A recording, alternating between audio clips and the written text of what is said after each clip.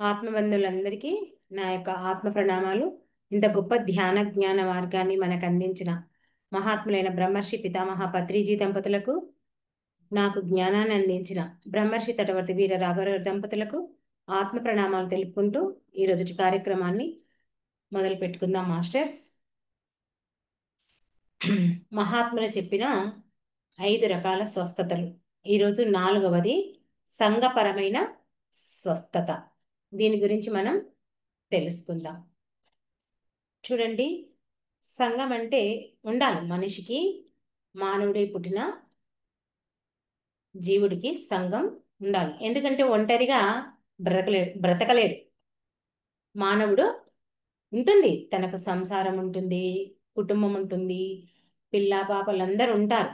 కానీ సంఘం కూడా ఉండాలి. చూడండి, ఒక గింజ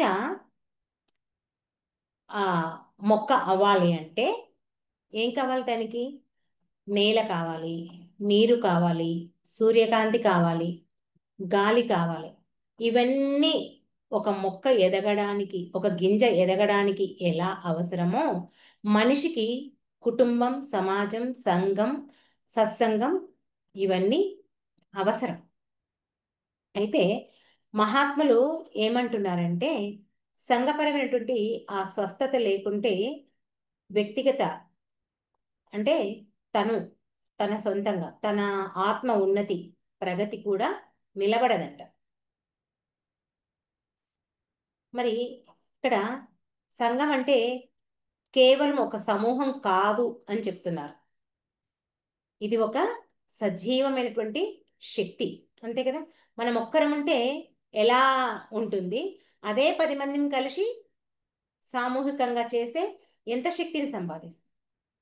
ఇది ఒకరి నుంచి ఒకరికి ప్రేరణ కలిగిస్తుంది. ఏదైనా ఒక పని ఒకరు చేశామనుకోండి, దాన్ని 10 మంది సహాయం చేశారు, లేదా 10 మందికి ఇంప్రెషన్, అబ్బా వాళ్ళు ఎంత బాగా చేశారు అనే ఒక ప్రేరణ కలుగుతుంది, మరొకరికి బలం అవుతుంది కదా. ఒకరు చేస్తే ఇంకొకరికి ప్రేరణ అవుతుంది, మరొకరికి బలం అవుతుంది. అదే ఒకరు తప్పు చేశారనుకోండి, ఇంకొకరికి పాఠం అవుతుంది. మన జీవితంలో ఏదైనా తప్పులు చేసినప్పుడు మనల్ని ఎవరైనా అబ్జర్వ్ చేశారనుకోండి, వాళ్ళు ఇలా చేసినందుకు వాళ్ళ జీవితం ఇలా ఉంది, మనం ఈ తప్పు చెయ్యొద్దు అనే పాఠం వాళ్ళు నేర్చుకుంటారు. మరి ఏదైనా ఒక మనం మంచి గుణం మనం అలవర్చుకున్నాం అనుకోండి, అప్పుడు ఇతరులకు మార్గదర్శకంగా ఉంటుంది. అందుకే మనం ఎప్పుడూ కూడా తప్పు చేయకుండా మంచి పనులే చేయాలి, ఒకరికి ఆదర్శంగా నిలవాలి. మరి మనం కనుక ఈ ప్రపంచంలో గమనిస్తే, ప్రపంచంలో ఉన్న మహాత్ములందరూ సంఘ జీవితాన్నే గడిపారు. ఉదాహరణకు 2500 సంవత్సరముల కిందట గౌతమ బుద్ధుడు ఏమి ఏర్పాటు చేశాడు? సంఘాన్ని ఏర్పాటు చేశాడు. అదే శంకరాచార్యుడు ఉన్నాడు, ఆయన ఎప్పుడో బుద్ధుడి కంటే ముందే ఉండొచ్చు అనుకుంటా నేను. మరి ఆయన మఠాన్ని ఏర్పాటు చేశాడు. గురునానక్ సంఘాన్ని ఏర్పాటు చేశారు. ఇప్పుడు మన పత్రిజీని చూసుకుంటే పిరమిడ్ సంస్థను ఏర్పాటు చేశారు. అలా ఎవరికి వాళ్ళు వాళ్ళ కుటుంబంతో జీవించలేదు, సంఘాన్ని బాగుపరచాలనే ఉద్దేశంతో ఒక్కొక్కరు ఒక సంఘాన్ని స్థాపించారు. దాన్ని వాళ్ళు గొప్పగా ఈ ఆధ్యాత్మిక ప్రగతికి అందరూ దానికి మార్గదర్శకంగా వాళ్ళు నిల్చున్నారు. అలా చూస్తే ప్రతి ఆధ్యాత్మిక ఉద్యమం వెనుక చూస్తే గనక ఈ సంఘపరమైన స్వస్థత ఉంది అని మనం గమనించవచ్చు కదా. మరి వాళ్ళు స్థాపించిండ్రు, మనందరం చేరుతున్నామా లేదా? ఇప్పుడు మనం కూడా ఈ పిరమిడ్ సొసైటీలో బ్రహ్మర్షి పత్రిజీ స్థాపించిండు, మనందరం చేరుకున్నాం. కాబట్టి ఇలా ఎవరైనా సరే సంఘాన్ని స్థాపించాలి అంటే ఈ సంఘపరమైన స్వస్థత ఉండాలి. మరి ఇక్కడ సంఘపరమైన స్వస్థత అంటే కేవలం ఆరోగ్యం కోసమే కాదు, శరీరానికి ఆరోగ్యం కావాలి, మనసుకు ప్రశాంతత కావాలి, మరి ఆలోచనకు స్పష్టత ఉండాలి. సరే, సరి అయిన ఆలోచన ఉంటేనే, స్పష్టంగా ఉండే ఆలోచన అయితేనే మన జీవితాన్ని బాగుపరుస్తుంది. మరి ఈ స్వస్థత అంటే మన హృదయంలో దయ ఉండాలి. దయ లేకుంటే ఎవరి మీద దయ చూపించగలుగుతామా? కాబట్టి మనకు దయ ఉండాలి. ఆత్మకు సత్యసంధత, ఇవన్నీ కలిపితేనే ఏంటి? ఆరోగ్యము, ప్రశాంతత, స్పష్టత, దయ, స్వస్థత, ఇవన్నీ కలిపితేనే ఈ సంఘపరమైన స్వస్థతకు మనము మూలం చూపించిన వాళ్ళం అవుతాం. కాబట్టి సమాజంలో ప్రతి వ్యక్తి లోపల నుండి మరి బయట కనిపించేదనుకోండి, లోపల అసలు ఫస్ట్ ఈ మనస్సు ఉందని చూడండి, ఆ మనస్సు స్వస్థత ఉండాలి. ఎప్పుడైతే ఆ లోపల నుండి ఆ స్వస్థత వస్తుందో తను ఎప్పుడూ ఆరోగ్యవంతుడై మరి తను మంచిగా ఉండడమే కాకుండా సమాజాన్ని కూడా మంచిగా ఉండడానికి అతను తోడ్పడతాడు. మరి ఇక్కడ సంఘపరమైనటువంటి స్వస్థత ఎందుకు అవసరము అనే ఒక్క ప్రశ్న రావచ్చు కదా. చూడండి, ఒక వీణ ఉంది. ఆ వీణ మ్, తో ఏం చేస్తాము? సంగీతం వాయిస్తారు కదా. ఆ సంగీతం వాయించేటప్పుడు ఆ వాళ్ళకు, వాళ్ళు వాయించే వాళ్ళు ఆ సంగీతం, ఆ వీణను కానీ వాళ్ళు పలికే ఆ ఉచ్చారణ కానీ ఆ సంగీతంలో రాగం అనుకోండి, లయ అనుకోండి, ప్రతి ఒక్కటి సరి అయిన విధంగా ఉంటేనే అది స్వచ్ఛంగా ఆ సరిగమ పదనిసలు దాని నుంచి వస్తాయి, ఇతరులకు వినసొంపుగా ఉంటుంది. అది వినసొంపుగా లేకుంటే ఎవరైనా వినగలుగుతారా? ఎవ్వరూ వినలేదు కదా. వినసొంపుగా ఉండాలి. మరి వాయిద్యం తప్పుగా వినిపిస్తే ఎవరు దాన్ని వినరు. అలాగే మరి ఈ సమాజంలో బ్రతికే వాళ్ళందరిలో కూడా సరి అయిన గుణాలు ఉండాలి.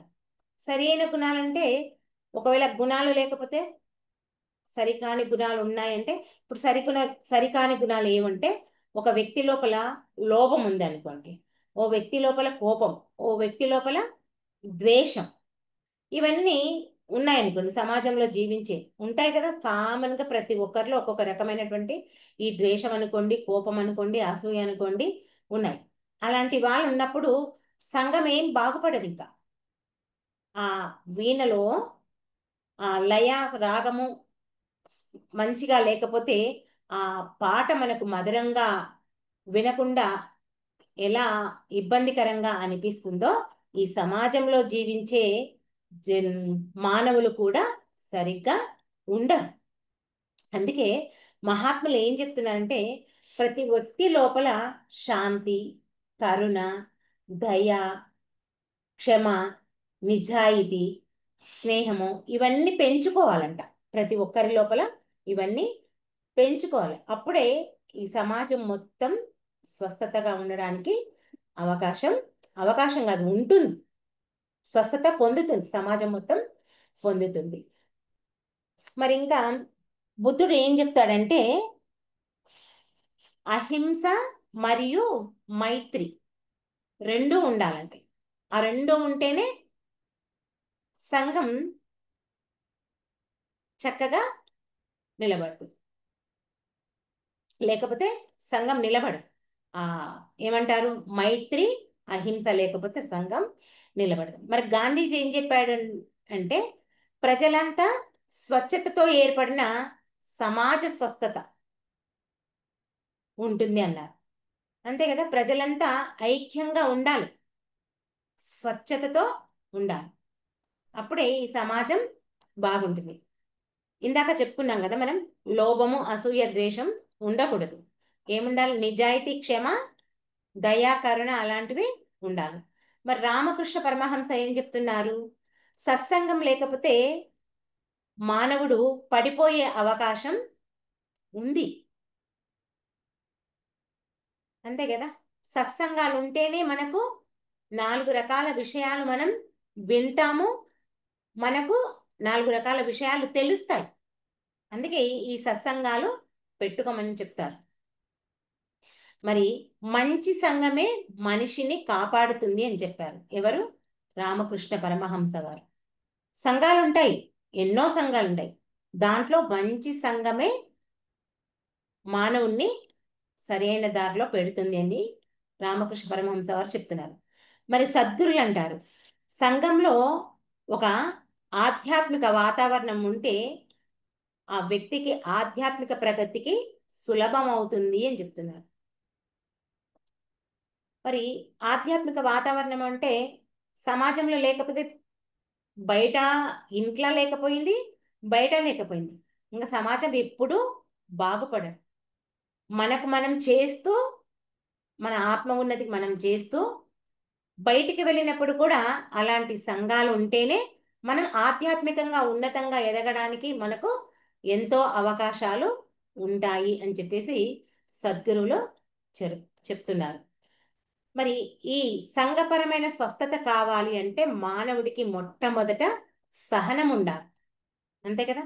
సహనం చాలా చాలా ఇంపార్టెంట్. ఎందుకంటే ఎవ్వరు తప్పు చేసినా మనసులో కోపం లేకుండా ఆ క్షమాగుణం అనేది ఉండాలి. కానీ ఎవరైనా తప్పు చేశారనుకోని మనకి ఎంత కోపం ఉంటుంది. నువ్వు మనిషివేనా, నువ్వు ఇలానా చేసేది అని రకరకాలుగా మనం అంటుంటాం. ఎవరికైనా బాధ కలిగితే ఆ బాధ మనకు వచ్చింది అనే విధంగా మనం చూడాలి. మనం భగవద్గీతలో శ్రీకృష్ణ భగవాన్ చెప్తుంటాడు, ఒకసారి ద్రౌపది దేవితో చెప్తాడు, లోకంలో ఎవ్వరికి బాధ కలిగినా నాకు బాధ కలిగినట్లే అని చెప్తారు. ఎందుకు అంటే అంతటా నేనే ఉన్నాను, అందరిలో నేనే ఉన్నాను అని చెప్తారు. అందుకే ఇప్పుడు మనం ఈ ఆధ్యాత్మిక మార్గంలోకి వచ్చిన తర్వాత నేను ఆత్మనే, నా ఎదుట ఉన్న ప్రతి ఒక్కరూ ఆత్మనే అని చెప్తున్నాం కదా. అందుకే ఎదుటి వ్యక్తికి ఏదైనా బాధ కలిగిందంటే అది నాకు కలిగింది అనే విధంగా మనం ఉండాలి అంట. నాకేమైంది, నేనైతే కాదు కదా, వాళ్ళకయింది అని మనం ఎప్పుడూ అనుకోకూడదు. తర్వాత ఎవరిని వంచన చేయకూడదు. అంటే ఇతరులను మోసం చేయడానికి చూస్తుంటాం, అలాంటి బుద్ధి మనకు అస్సలు ఉండకూడదు. నేను కాదు, మనము అనే భావన ఉండాలి. మనకు నోరు తెరిస్తే ఏమొస్తుంది? ఫస్ట్ నేను అనేది వస్తుంది. నేను కాదు, ఇక్కడ మనము అనేది ఉండాలి. ఎప్పుడు సత్సంగంలో పాల్గొనడానికి చూడాలి.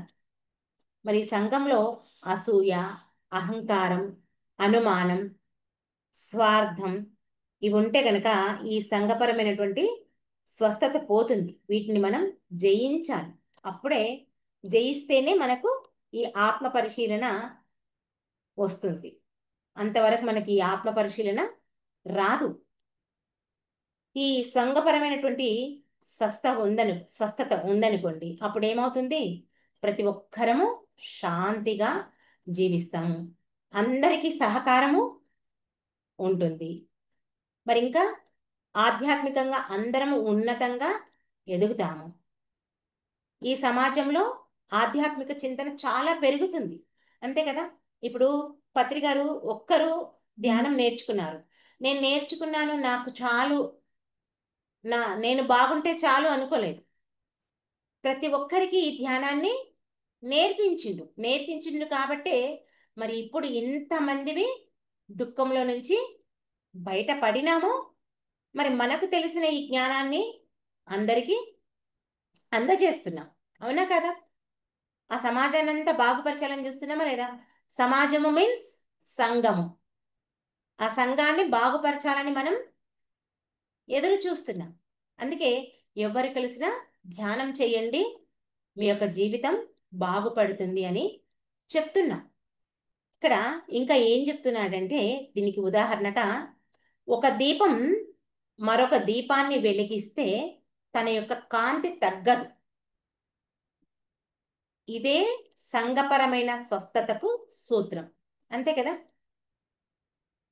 ఒక దీపం వెలుగుతుంది, దాంతో ఇంకొక దీపాన్ని వెలిగించినంత మాత్రాన ఆ దీపం వెలుతురు తగ్గదు, ఇంకా కాంతి ఎంతో ప్రకాశవంతంగా వెలుగుతుంది.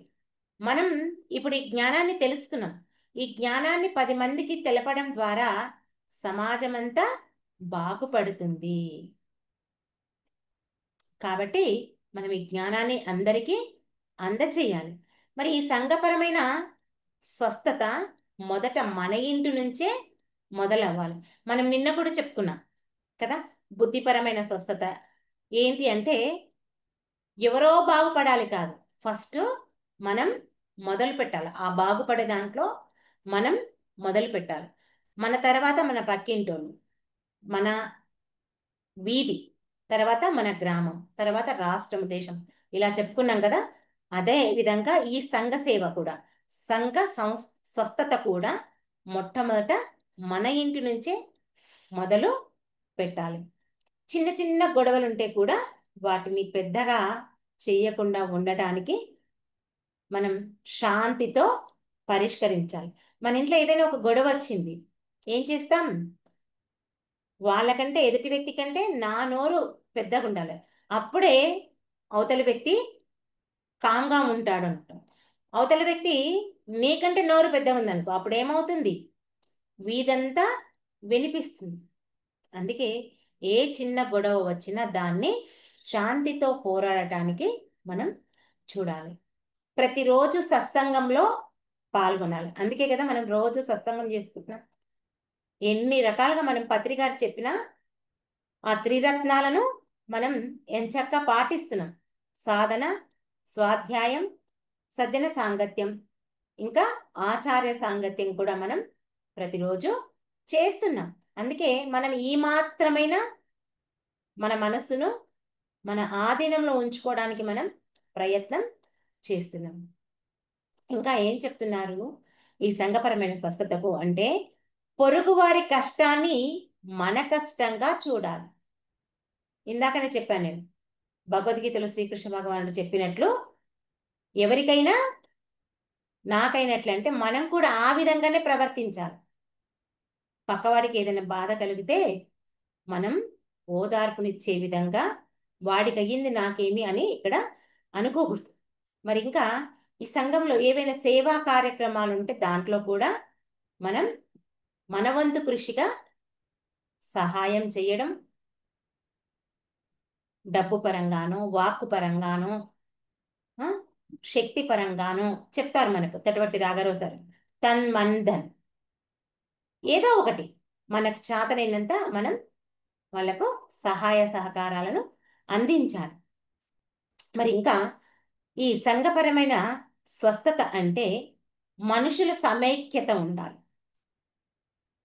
ఉండాలి కదా. మనుషుల సమైక్యత లేకపోతే నువ్వెవరో నేనెవరు, అలా కాకుండా అందరము ఒకే మాట మీద, ఒకే బాట మీద నడవాలి. ఆ సమైక్యత కుదుర్చుకోవాలి. నువ్వు చెప్పింది నేను వినను, నేను చెప్పింది నువ్వు వినను అని కాదు. అందరం సమైక్యంగా ఏదైనా మాట్లాడుకొని చేసుకోవాలి.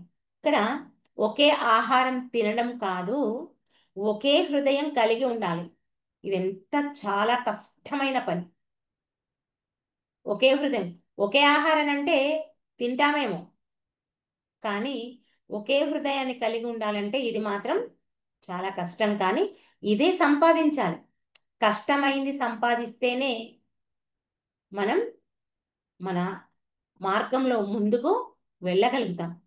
మహాత్ములు చెప్పినటువంటి దారి ఇదే, ఆ సంఘపరమైన స్వస్థతకు. అందుకే ఒకటే గుర్తుపెట్టుకోవాలి, మనం మారితే సమాజం మారుతుంది, సమాజం మారితే ప్రపంచం మొత్తం స్వస్థత పొందుతుంది. మరి ఇక్కడ మహాభారతంలో ఏం చెప్పారు?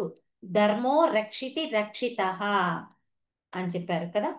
ఎవరైతే ధర్మాన్ని కాపాడతారో ఆ సమాజం, సమాజం ధర్మాన్ని రక్షిస్తే ధర్మమే సమాజాన్ని రక్షిస్తుంది. అంటే మనమే సమాజం, అంటే ఎవరు?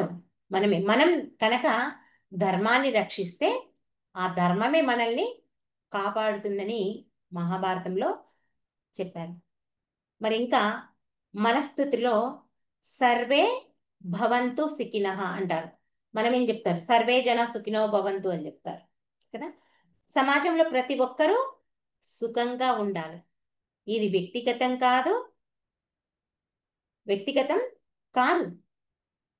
ప్రపంచమంతా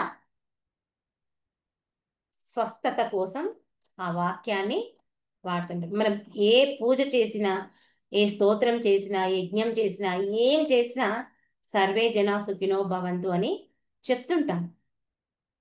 మరి ఇక భగవద్గీతలో శ్రీకృష్ణ భగవాన్ చెప్పిన ఒక చక్కటి వాక్యం ఏంటంటే, సమాజ క్షేమం కోసం లోక సగ్రహ అనే ఈ పదాన్ని ఉపయోగించాడంట. ఎవరు? శ్రీకృష్ణ భగవానుడు. అంటే ఏం చెప్తున్నాడు ఆయన అంటే, మన ఆచరణలు సమాజానికి ఉపకరణగా ఉండాలి అని చెప్తున్నాడు. మనం ఆచరించే పనులు ఏవైతే ఉన్నాయో అవి సమాజానికి ఉపకరణ అంటే ఉపయోగపడేటట్లు ఉండాలి. అప్పుడు సమాజపరంగా సమాజపరమైన స్వస్థత కలుగుతుంది. కాబట్టి ప్రతి వ్యక్తి తన వ్యక్తిగత ఆరోగ్యము, కుటుంబ సమైక్యత, సమాజ శాంతి ఇవన్నీ కలిపితేనే మనకు సంఘపరమైనటువంటి స్వస్థత కలుగుతుంది. ఊరికి మన వరకు అనుకుంటే కాదు. తన మన ఆరోగ్యం బాగుండాలి, మన కుటుంబం బాగుండాలి, తర్వాత ఈ యొక్క సమాజం శాంతిగా ఉండాలి. అప్పుడే ఈ సంఘపరమైనటువంటి స్వస్థతకు మనం పునాది వేసిన వాళ్ళం అవుతాం. మరి ఇవన్నీ మనము అర్థం కావాలన్నా, పాటించాలన్నా మొట్టమొదట మన మనసు మన ఆధీనంలో ఉండాలి. ఈ మనస్సుకు మనం లొంగిపోతాం. ఈ మనసు మనం చెప్పినట్లు వినదు కదా. ఈ మనసు మనం చెప్పినట్లు వింటే మనం ఎప్పుడో బాగుపడిపోయే వాళ్ళం. ఇప్పుడు వింటాం, బానే ఉంటుంది, కాసేపు అయిన తర్వాత మళ్ళీ ఇది వద్దులే రేపు చేద్దాంలే అంటే అయిపోయింది, అక్కడనే వదిలేస్తాం. కాబట్టి ప్రతిరోజు మనం మన శరీరానికి ఆహారాన్ని, నిద్రను, స్నానము అన్నీ ఎలా అలవాటు చేశామో దీనికి ప్రతిరోజు ధ్యానం, శ్వాసతో కూడినటువంటి ఆ ధ్యానం, శ్వాసపై ధ్యాస ఉంచి ధ్యానం చేసి మన మనసును మన ఆధీనంలో ఉంచుకోవడానికి మనం ప్రయత్నం చేయాలి. చేస్తేనే అప్పుడు మనతో పాటు కుటుంబాన్ని, కుటుంబంతో పాటు సమాజాన్ని ఆ స్వస్థతతో ఉండడానికి మన వంతు ప్రయత్నం మనం చేద్దాం. ఓకే మాస్టర్స్, ఈ అవకాశం నాకు ఇచ్చినందుకు మీ అందరికీ నా యొక్క కృతజ్ఞతలు. Thank you, thank you, thank you. మరి అందరం ఒక 2 నిమిషాలు ధ్యానంలో కూర్చుందాం.